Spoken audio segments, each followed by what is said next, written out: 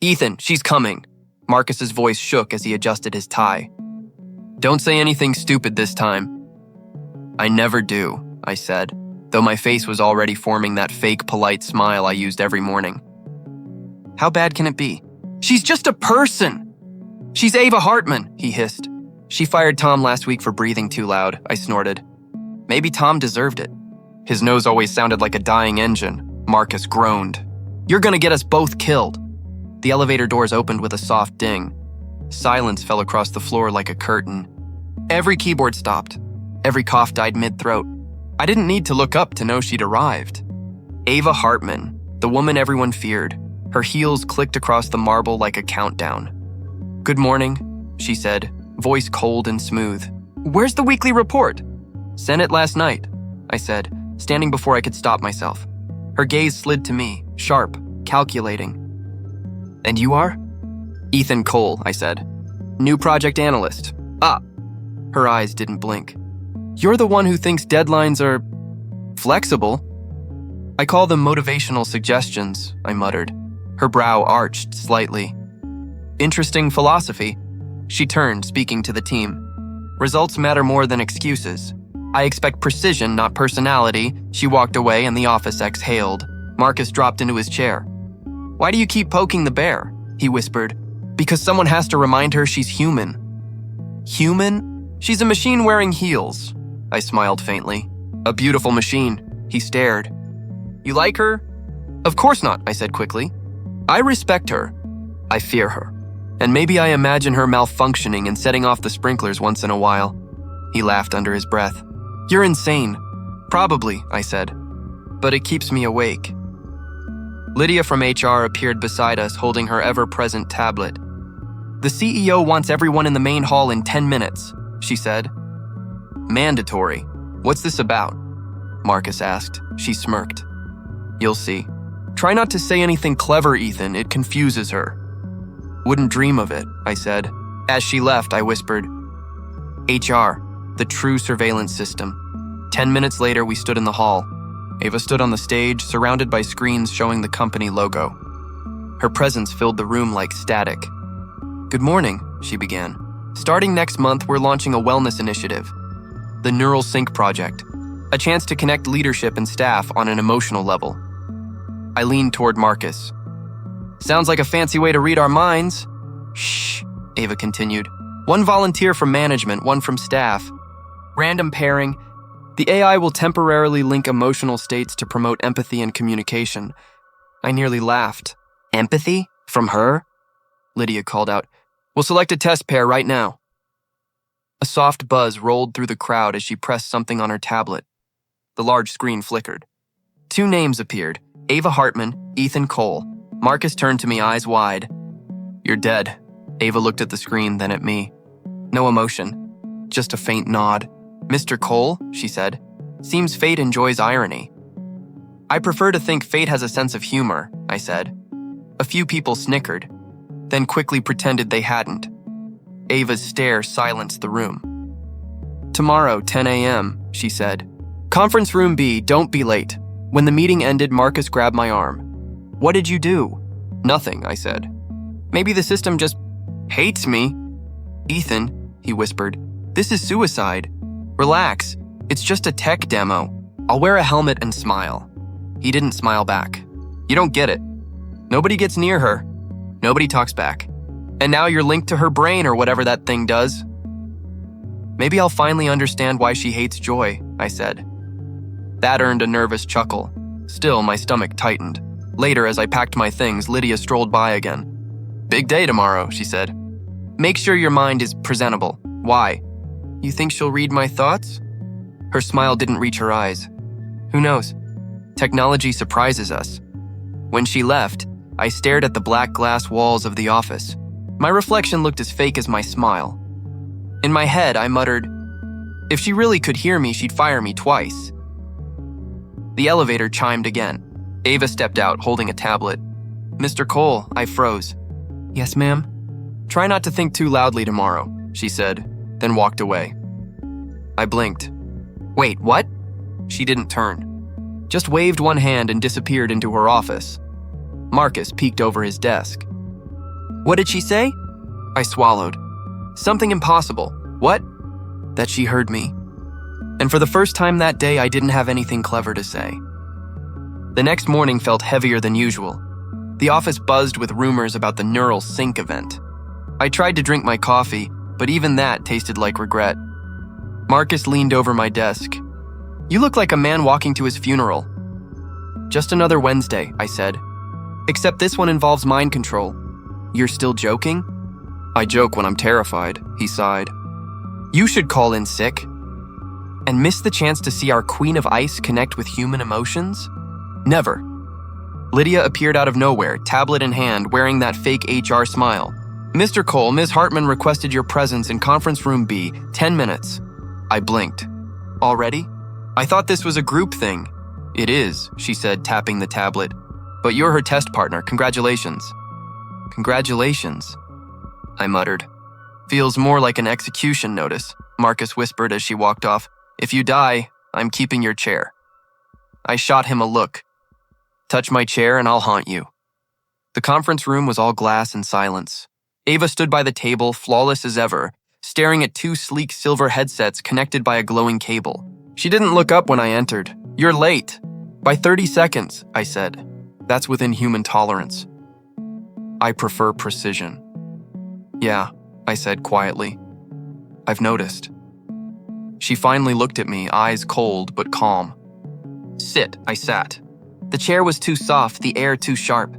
Do you know how this works? She asked, not really. You attach a mind-reading octopus to my skull and pray I don't panic. Her lips twitched, barely. It's an empathy test. It reads micro-emotions, stress, attraction, hostility. It doesn't read thoughts. Good, I said, relaxing slightly.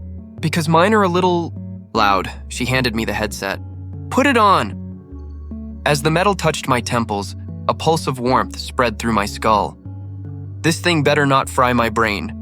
It won't, she said, sliding hers on. Unless you're hiding something.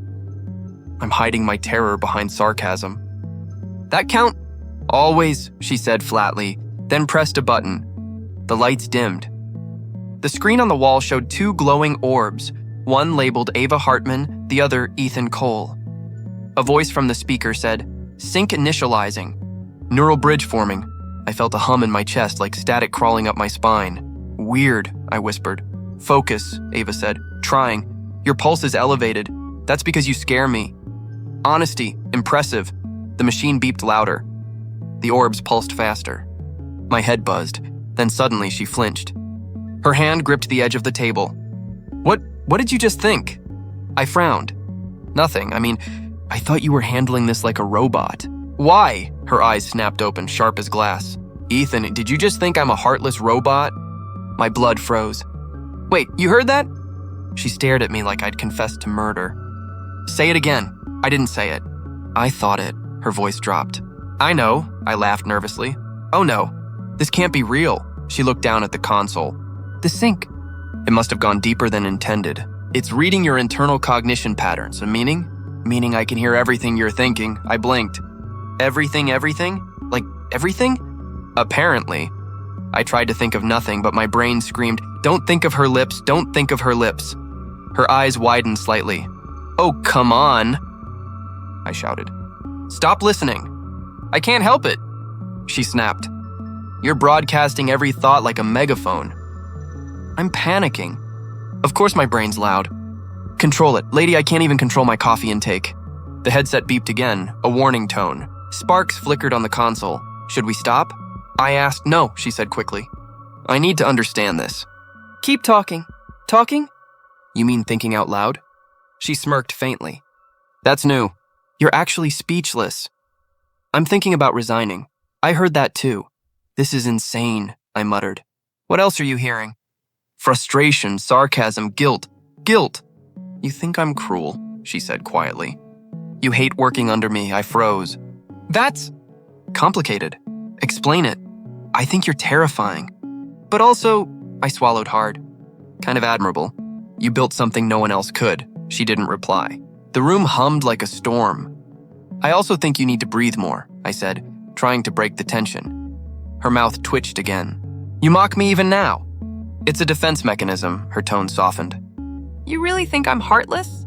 I looked at her, the headset lights reflecting in her eyes. No, I said honestly. I think you pretend to be because it's safer. Something flickered across her face. Fear, maybe. Real emotion. Then the console beeped sharply. Sync complete, the voice announced. She removed the headset slowly, her gaze still locked on me. You're full of inconvenient truths, Mr. Cole. And you're full of surprises. For a long moment, neither of us spoke. The air felt alive with what she now knew, what I could never take back. Finally, she said, "Tomorrow morning, my office. We need to discuss boundaries." Boundaries? I asked. Between what, thoughts and reality? Between you and me, she said. Then softer. If there's still a line left. She left the room and I just sat there, heart pounding, mind screaming one last thought I prayed she didn't hear. I think I'm in trouble. The next morning was hell. I tried walking into the office like nothing had changed, but every step felt like walking through a minefield of thoughts. Marcus glanced at me from his desk. "You look like you didn't sleep." "I didn't," I muttered. "It's hard to rest when your boss can literally eavesdrop on your brain." He blinked. "You're serious? That sync thing actually worked?" "Oh, it worked. Too well," he leaned closer. "So she knows what you think about her?" Every sarcastic insult. Every private thought. I stopped, he smirked. "Every what?" "Nothing. Go back to pretending to work." I turned just in time to see Ava walking down the aisle, calm and perfect, eyes sharp as knives. Everyone straightened like soldiers. My stomach twisted. Don't think, she stopped beside me. "Good morning, Mr. Cole." "Morning, ma'am." Her lips curved slightly. "Your mind is very loud," I froze.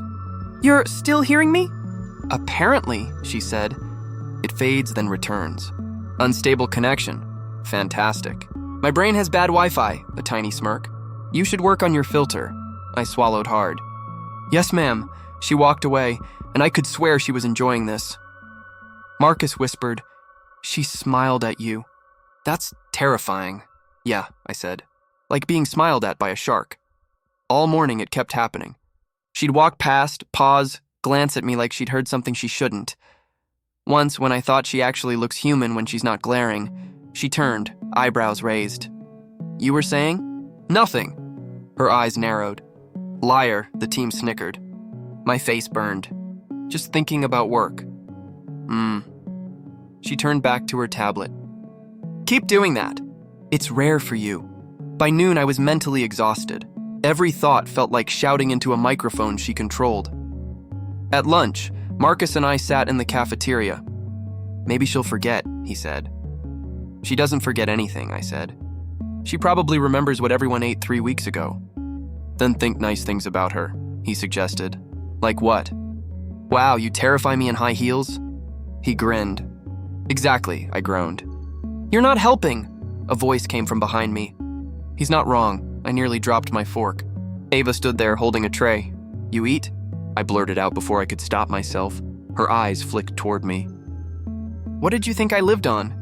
Batteries?" Marcus choked on his drink, trying not to laugh. No," I stammered. "I just thought you skipped meals." She sat across from me.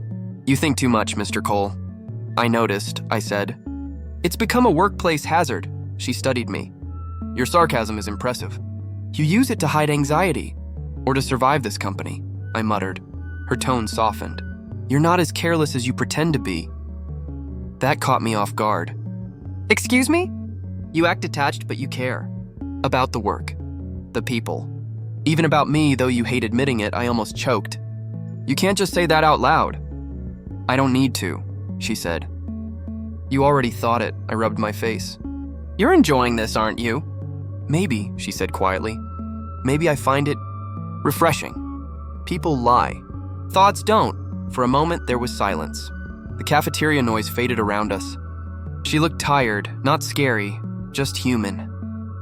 Then Marcus whispered, "She's smiling again," I whispered back. "Stop narrating my death." She sighed. "Relax, I'm not here to ruin your life yet." "Yet?" I repeated. She stood up. "Come to my office after lunch." We should talk. Marcus leaned in as soon as she left. Dude, she's totally into this. She's totally into destroying me. He laughed. Same thing, maybe, I groaned. Pray for me. When I walked into her office later, she gestured toward the chair across from her desk. Sit. I obeyed, trying not to think this is how villains start job interviews. She folded her arms. You've been inside my head too, in a way. Your thoughts, raw, unfiltered, show me how people really see me. Do you know how rare that is? Rare? Maybe because it's terrifying? Necessary, she corrected. People fear me because they misunderstand me. You don't, I hesitated. I don't know if that's a compliment or a trap. Both, she said. Tell me, Ethan, why stay here if you dislike me so much? I looked down. Because I need this job. And maybe because part of me wants to understand you. Her voice softened. Careful. Understanding me is dangerous. I've noticed. She leaned back, watching me. Tomorrow you'll help me with the next phase of the sink experiment. What? No! Haven't I embarrassed myself enough? Think of it as therapy. For who?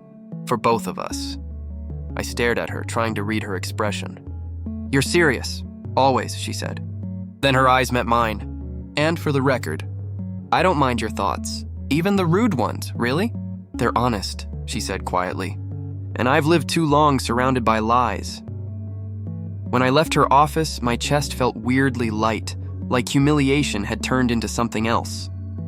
Something I didn't dare name yet. When my phone buzzed that evening, I was halfway out the door. Ava's name glowed on the screen. Mr. Cole, her voice came through, low and calm. Come to my office. I hesitated. Now? Yes, now. The line went dead. I sighed. Great. After hours summons from the woman who hears my every thought.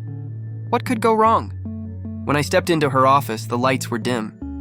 Only her desk lamp was on, casting a soft glow over piles of papers. She sat there not as the Iron CEO, but as someone smaller, tired. You wanted to see me? I asked. She nodded. Close the door. I did. Am I fired? Not yet. Her lips twitched. Sit. I sat across from her, bracing for another lecture. But she didn't speak right away. She just looked at me, not cold, just searching. Finally, she said, Ethan, what do people really think of me? The question caught me off guard. Is that a trick? No, she said quietly.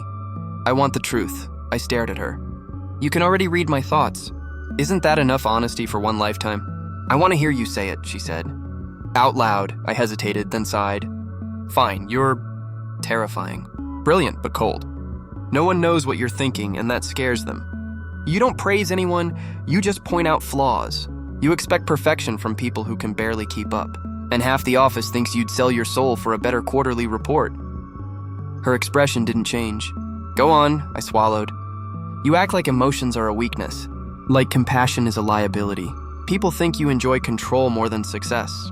That you don't trust anyone. Not even yourself. Silence filled the room. I waited for the explosion. The icy glare. The cutting remark. Instead, she laughed. Not the sharp, condescending kind I'd heard before. A real laugh. Light, tired, almost human. I blinked. Did you just laugh? She nodded. Apparently, that's new. Should I be scared? Probably, she said, still smiling faintly. But it feels good. I leaned back. So you dragged me here just to roast yourself through me? Not exactly, she said. I needed to know if I was right. Right about what? That I've become everything I used to hate. Her tone shifted, quieter, raw. It unsettled me. You're not that bad, I said. She raised an eyebrow. You literally called me a corporate robot last week. Yeah, but in a charming way. That made her smile again. Barely. Then her voice softened. Do you know why I push people so hard? Because you enjoy suffering? Because I had no choice, she said. When I started my first company, I trusted someone completely. My ex. We built everything together. Late nights, no sleep, just ambition. Then one day, he filed the patents under his name and vanished. I frowned. He stole it? All of it. The investors, the code, the credit. And when I tried to fight back, my family said it was my fault for trusting him, for being naive. Her voice cracked slightly. The first time I'd ever heard emotion in it. They disowned me after that. Said I'd embarrassed them. I had to rebuild from scratch. I didn't know what to say. So, The Ice Queen routine is your armor. Exactly, she whispered. I learned that kindness makes you a target. I leaned forward. That's messed up. It worked, she said. Until this week. Until me. Her gaze met mine. You think things you shouldn't. You say what others won't, and somehow it doesn't destroy me. I looked away. Maybe you needed someone to see you, not your title. Maybe, she said. But you also judge me, hard. I do, I admitted. Because I thought you enjoyed making people miserable. And now? I sighed. Now I'm not sure. Maybe you're just trying not to drown. She went quiet. Then softly, you're closer to the truth than anyone's ever been. Something in my chest twisted. I hated that I felt sorry for her, the woman who made my days a living nightmare. But in that dim light, she didn't look powerful. She looked human. I shouldn't have laughed at you, I said. When you froze during the sync, I thought it was funny. It wasn't, her eyes softened. Apology accepted. That easy? I'm not heartless, Ethan. I know, I said quietly. I just didn't realize how much effort it takes to pretend you are. Her gaze lingered on me, unreadable. You surprised me. Usually people mean that in a bad way. This time I don't. We sat there for a moment, the air heavy but calm. Then she said, if you could hear my thoughts the way I hear yours, what would you want to know? I thought for a moment. Whether you regret becoming this version of yourself. She smiled sadly. Every day, something inside me broke a little. Then why keep doing it? Because I don't know who I'd be without the armor, she whispered. And I'm afraid that if I take it off, there'll be nothing left. I swallowed hard.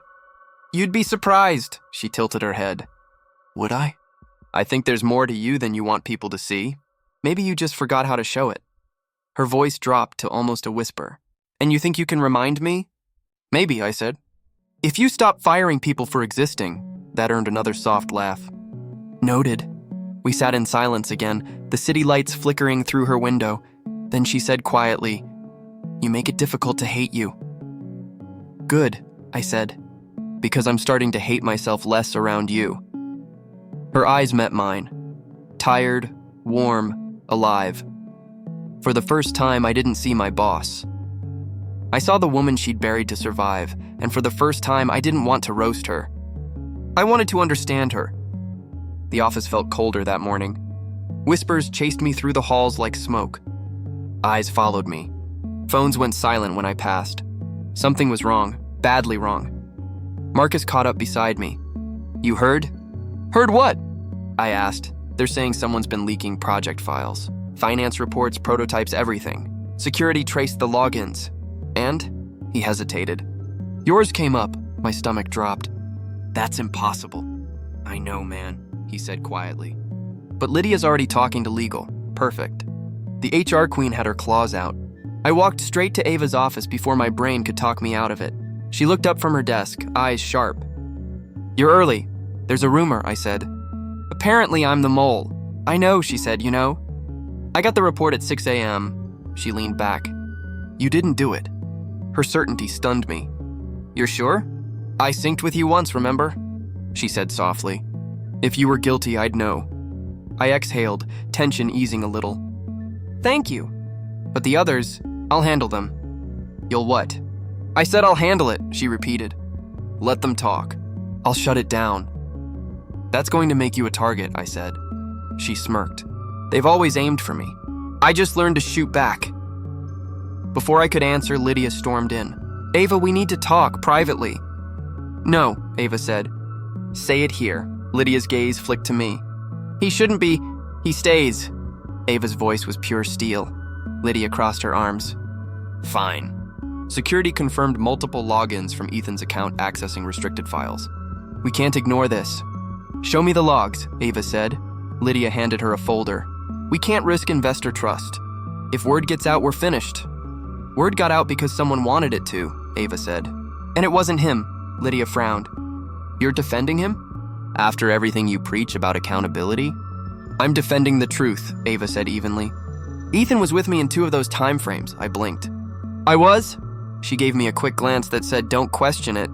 Lydia's jaw tightened. Convenient. What's convenient, I said. is how quick you are to believe I'm guilty. Makes me wonder who benefits from pointing fingers. Careful, Lydia snapped. Careful's not really my thing, I said. But framing people apparently is yours. Ava's lips twitched, half amusement, half warning. Enough, she said. Lydia, run a deeper check. Cross-reference with access keys. I want names by noon. Lydia's eyes narrowed. You're making a mistake. Then I'll own it, Ava said. Now go. When Lydia finally left, I turned to Ava. You didn't have to do that. Yes, I did, she said. If I let them crucify you, I'd be no better than them. You just risked your reputation, she shrugged. It's not the first time. I studied her face, the faint exhaustion beneath the calm. You really trust me that much? She met my eyes. I trust what I feel when I look at you. For a second, the world stopped moving. Then she looked away, pretending it hadn't meant anything. I cleared my throat. So what now? Now, she said, standing. We find the leak ourselves. Just the two of us? Unless you'd prefer to wait for HR to hang you publicly. I grinned faintly. Guess we're partners then. She shot me a look. Don't push it. We started combing through the reports in silence. I tried to focus, but my thoughts kept drifting. Every time she leaned close, my pulse spiked. Every time she frowned, I wanted to fix it. She caught me staring. You're thinking something inappropriate. Always, I admitted. Can't help it. Focus, Ethan. I am focusing. Just not on the files. Her sigh almost turned into a laugh. You're impossible. Yet you still haven't fired me. Don't tempt me. For an hour, we traced digital footprints, access timestamps, and file IDs. Then she froze. Wait, she said. This keycard ID, it's Lydia's assistant's. I frowned. Tina? She barely knows how to send an email without crashing the system. She's not that clumsy, Ava said. Someone's using her credentials. Then whoever it is has admin-level access, I said. Her eyes met mine. Meaning they're in this room every week. The realization hit both of us at once. The board, I whispered. She nodded slowly. Someone on the board is feeding information out. Lydia's sudden hostility isn't random. She's covering for someone. Or she is the someone, I said. Ava shook her head. Too obvious. Lydia's ambitious, not reckless. Someone smarter is pulling the strings. So we dig deeper, I said. Together, she hesitated. You realize if we're caught, they'll take us both down? I smiled. Then we make sure we're the ones holding the evidence first. For a moment, she just looked at me, like she was seeing me differently. You've changed, she said. Maybe I finally care about something worth the trouble. Her gaze softened. You mean someone? I didn't answer, but I didn't have to. She turned back to her screen. Let's start with Lydia's emails. That's illegal, I said. So is corporate sabotage, she replied. I smirked. Fine, I'll fetch the coffee while you commit crimes. You're enjoying this way too much, only because I get to watch you bend your own rules. Her lips curved faintly. Don't get used to it. By the time the office lights dimmed, we'd pieced together fragments, data transfers routed through dummy accounts, all pointing toward a single encrypted source. It's not Lydia, Ava said finally. It's someone using her system as a relay. Someone with high clearance, I said. Who else has that? She hesitated. Marcus, I froze. My Marcus? He's the only one who handles both security and finance files, she said quietly. And he's the one who told you first this morning, right? Yeah, but he wouldn't... Her eyes met mine. Wouldn't he? I didn't want to believe it. Marcus was my one friend here. My anchor. Don't jump to conclusions, I said. We need proof. Agreed, she said. Tomorrow we set a trap, I looked at her. You trust me enough for that? She smiled faintly. I think I trust you too much, I chuckled. Then we're doomed. Her expression softened again, the same look she gave me that night in her office. Ethan, she said quietly, whatever happens tomorrow, I want you to remember. I don't regret standing by you. I swallowed hard. Even if it cost you everything? Especially then. Something inside me tightened. Respect, fear, maybe something deeper. Then I'll make sure it doesn't, I said. Not this time. We sat there side by side, planning traps in the dark, and for the first time, it wasn't her protecting me. It was me protecting her. I didn't sleep. The plan Ava and I made kept replaying in my mind. The trap, the proof, the confrontation. By morning, I was running on caffeine and nerves. When I reached the office, Ava was already there, calm as ever. She looked at me and said, "Are you ready?" "As ready as I'll ever be," I said. "If Marcus really is behind this, I want to hear it from him." "You'll get your chance," she said. "Security's monitoring his terminal. The moment he logs in, we'll know." My pulse hammered. I stared at the screen showing the digital feed. 5 minutes later, the alert flashed. "Access detected. Unauthorized folder copy." "There," Ava whispered. "That's him." I clenched my fists. "Let's end this." We walked straight to the IT bay. Marcus was there, calm, typing like nothing was wrong. "Morning," he said, glancing up. "You look tense." "Stop," I said. "Whatever you're doing, Mike, stop." He frowned. "What are you talking about?"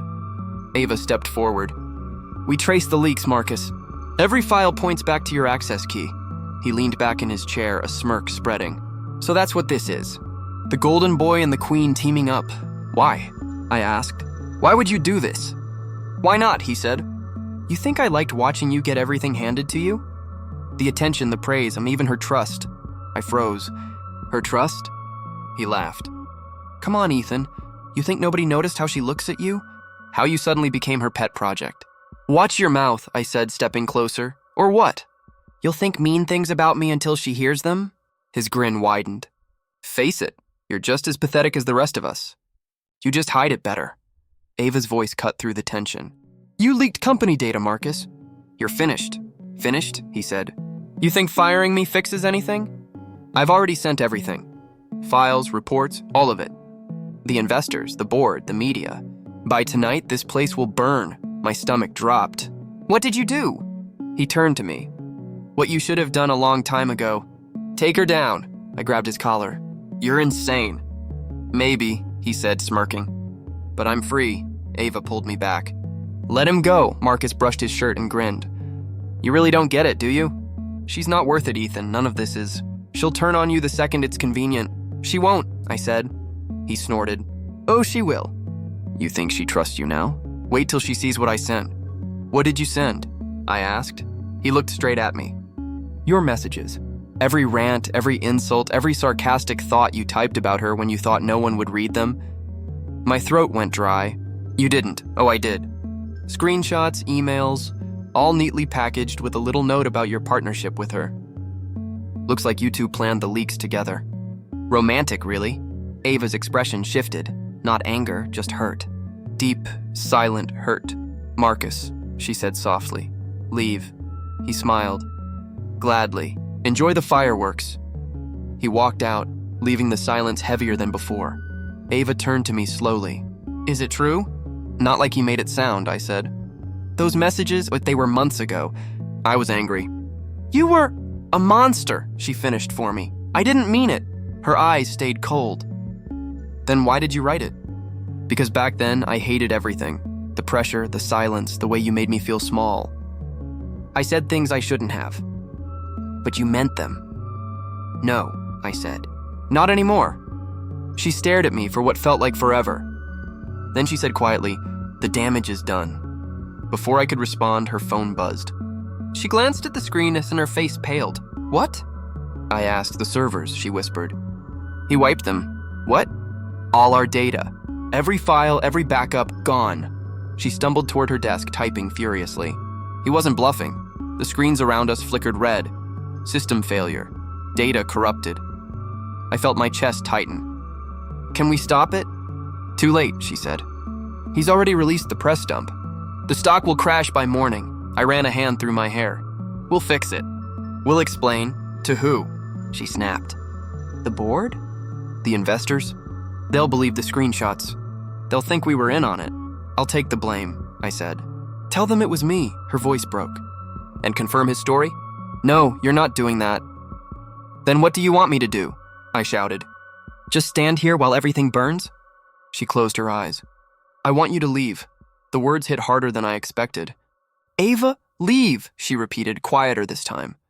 "Before I say something I can't take back." I looked at her. The woman who'd trusted me, defended me, now staring through me like I was a stranger. "You really think I'd betray you?" She hesitated. "I don't know what to think." My chest felt hollow. He wanted this. To break us apart. You're letting him win, Ethan. No, I said. You told me you trusted what you felt when you looked at me. Was that a lie? Her voice trembled. I don't know anymore. I took a step closer, but she turned away. Please, she whispered. Just go. I stood there trying to speak, but the words died in my throat. When I finally left, the whole office was chaos. Phones ringing, alarms flashing, people shouting. Lydia brushed past me, eyes full of accusation. What did you do, Ethan? She hissed. Nothing, I said.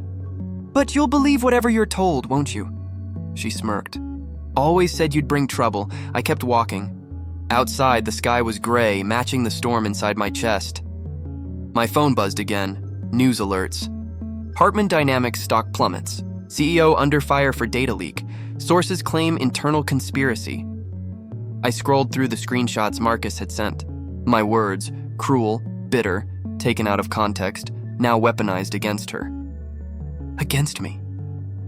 By the time I reached home, everything I'd built was gone. My job, my reputation, the fragile trust I'd earned, all burned to ash. And the worst part? It wasn't losing the company. It was losing her. I didn't think she'd ever come. Weeks had passed since everything fell apart. The company, my name, her trust. I'd stopped counting the days after the first 10. My phone was silent, my inbox dead, my rent unpaid. I lived off instant noodles and regret. That night, I was staring at the ceiling when someone knocked. 3 quiet knocks, careful, hesitant. When I opened the door, she was standing there. Ava. Her eyes looked different, softer, tired.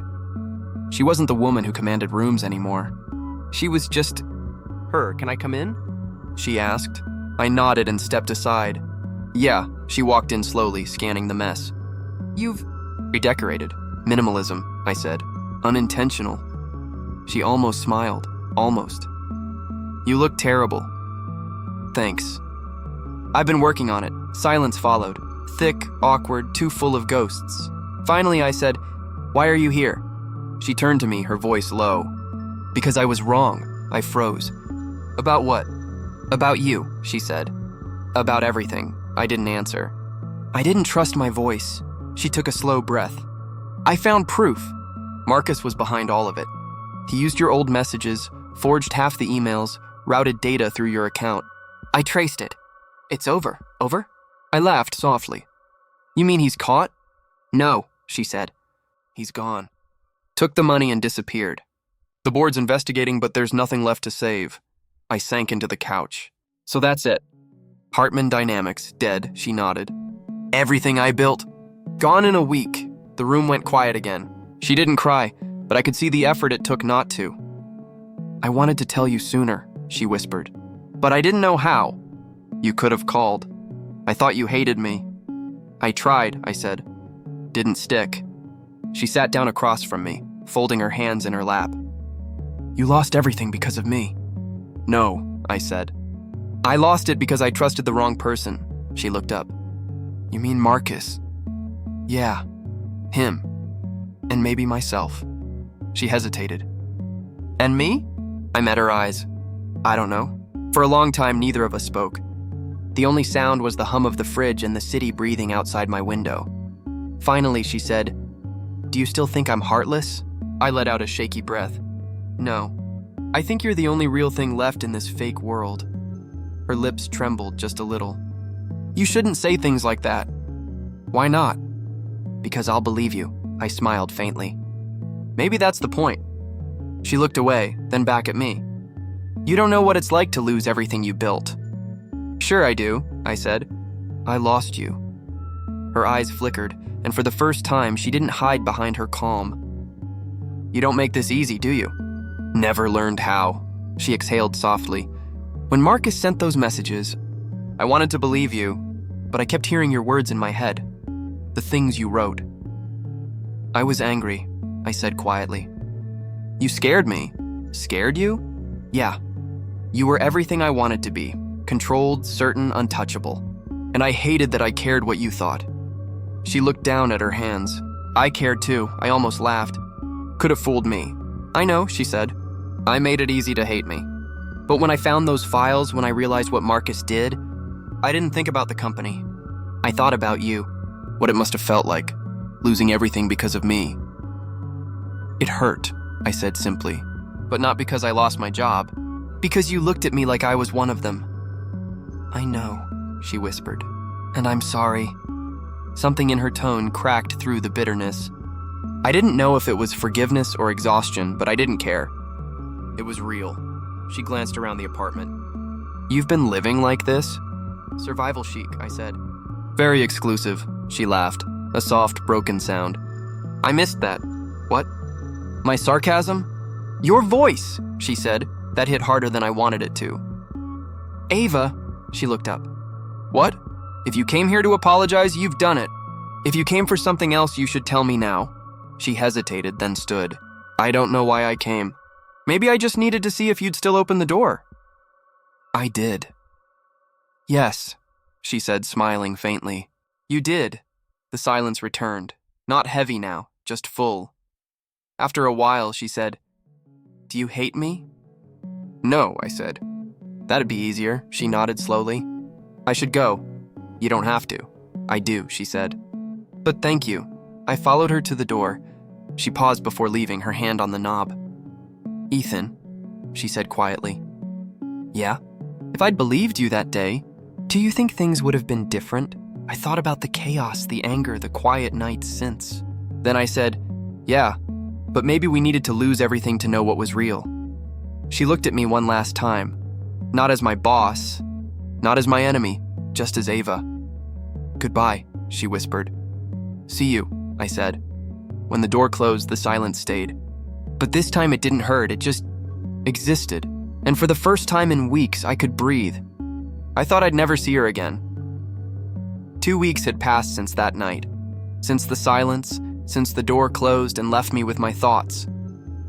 I'd started looking for jobs, pretending to move on. But when the knock came again, soft and deliberate, I knew. I opened the door, and there she was, Ava Hartman in a black coat, her hair tied back, eyes steady. Before you slam the door, she said, hear me out. I wasn't planning to slam it, I said. Just considering it. She almost smiled. That's progress, I stepped aside. Come in, again. She entered like she was walking into a memory. You really need better lighting, she murmured. I've been saving on electricity. Emotional and financial bankruptcy go hand in hand. Her lips twitched, still deflecting with humor. Still showing up unannounced, I said. Why are you here, Ava? She took a breath. Because I have an offer, I laughed. What kind of offer? You want me to roast you again, this time in front of a live audience? Not quite, she said. I want to rebuild the company, I blinked. Rebuild? Yes, from scratch. Smaller, cleaner. No board, no vultures, just us, I repeated. You mean the woman who fired me? And the guy who called her a robot? Her gaze softened. Exactly those two. I sank onto the couch. You're serious? Completely. Why me? Because I trust you. I stared at her. You trust the guy whose angry messages nearly ruined your life? She sat across from me. I trust the man who told me the truth when no one else dared.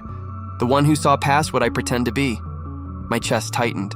Ava, don't say no yet, she interrupted. I've been thinking about everything. The company, Marcus, you. I realized I don't want to rebuild the way I used to. I don't want to do it alone. I rubbed my face. You have no idea what you're asking. I do, she said. I'm asking you to believe in me again. Not as your boss, as your partner. The word hit harder than it should have. Partner, I repeated slowly. She nodded. In business. And maybe something more if we're brave enough. I tried to laugh, but it came out shaky. You're unbelievable. I know, she said softly. But I'm also done pretending I don't care. The air thickened. I could feel my heartbeat everywhere. You think this is going to fix everything? I asked. No, she said. But it might start something new. And if I say no, then I'll walk away, she said. But I'll always wonder if we could have built something real.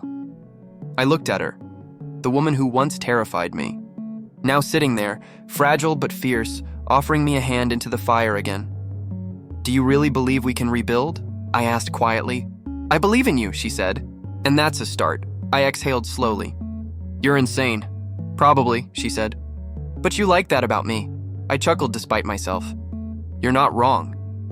We sat in silence for a moment, the weight between us shifting into something lighter, warmer.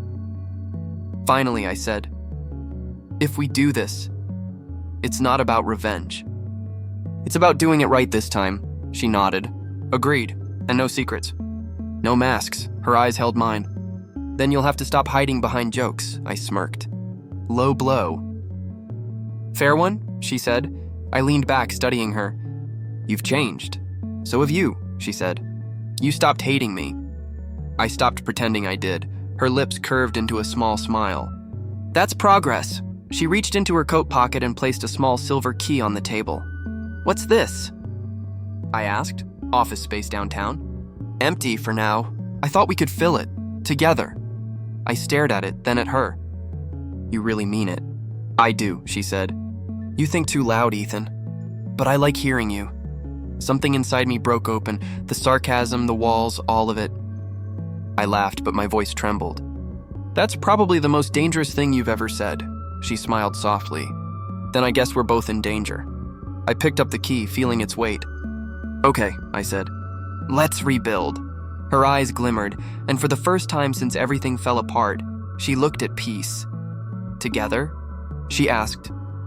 Together, I said. She stood, and before leaving, she turned back, her expression unreadable but full of something real. You'll regret this, she teased. Probably, I said. But I'll risk it. When the door closed behind her, I stared at the key in my palm. For the first time in forever, it didn't feel like an ending. It felt like a beginning.